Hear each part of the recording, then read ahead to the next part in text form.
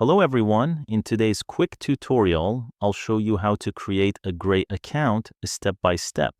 Let's get started. First, open your browser and go to gray.co.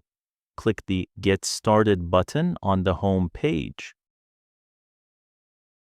Wait a few seconds while the page loads. Now choose your country of residence, then click Continue. To create your account, sign up using either your Google account or your email address. Once signed up, you'll need to confirm your identity by submitting a valid ID document, such as a passport or national ID, and a clear selfie.